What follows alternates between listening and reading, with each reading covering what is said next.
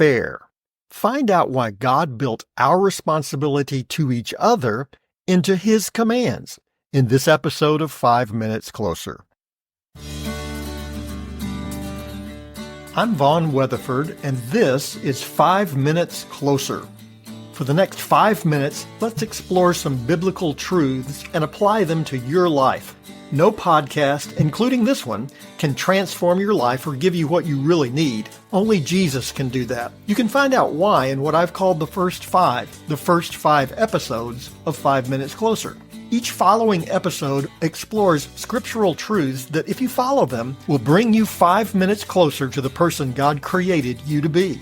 Let's see if we can get you 5 minutes closer. High school is a wonderful slice of society. Or maybe it's a not-so-wonderful slice of society. It has some of the best and the worst of both. I remember in my high school we had different cultures, most visible in the lunchroom. The athletes sat at one table, the cowboys sat at another table, the rockers and the math and the science whiz, they all had their tables. Most of the time, everybody coexisted peacefully until somebody upset the delicate balance. Pity the poor student who moved into town and made the mistake of sitting at the wrong table. The weird thing about it was everybody treated the other groups the same way. Lousy. Athletes would make fun of the cowboys, who would make fun of the rockers, who made fun of the geniuses, who made fun of the rest of us with lower SAT scores. It seemed like everyone was trying to find someone lower on the food chain to ridicule. We would all say, "Isn't it terrible how those athletes treat everybody else? They think they're the king of the world," which we said while we were squirting mustard on the chairs of the dance club table. For some strange reason, we feel superior when we treat others as inferiors. Even Jesus' disciples made the same mistake, arguing with one another about who would be the greatest when they entered the kingdom of heaven. Jesus' answer to them was direct in Mark chapter 9, verse 35.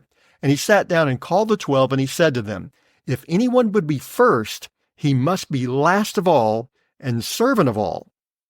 We don't tend to think in those terms. We believe we need to be superior, and to do that, we have to prove that someone else is inferior. Jesus turns that thinking on its head. We must never take advantage of another's weakness. We must treat others as God has treated us, which is precisely what God says in His command in Leviticus chapter 19, verse 15. "You shall do no injustice in court. You shall not be partial to the poor or defer to the great, but in righteousness you shall judge your neighbor." The temptation was for the rich to run over the poor. After all, the poor can't defend themselves. The rich could maybe do you a favor down the line. The poor couldn't give you anything. So you make a ruling in favor of the rich, right? Wrong. Sometimes, however, the ruling could go the other way. The rich tended to have those who were jealous of what they had. So their temptation would be to rule against the rich person because that person could afford it. Neither of those positions is correct.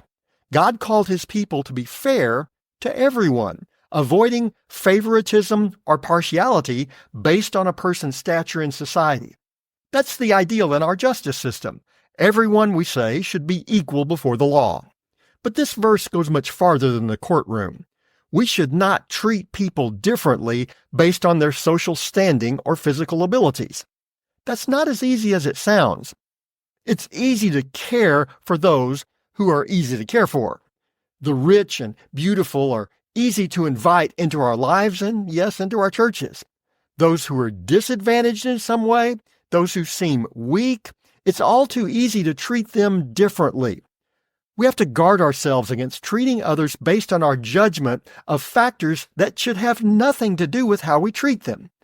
We should treat others like we want to be treated, to love others as God loves us.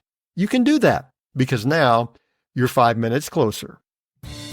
My prayer is that these 5 minutes have challenged you, inspired you, and caused you to consider applying God's message for your life from His Word. To find out more, visit our website at 5minutescloser.com.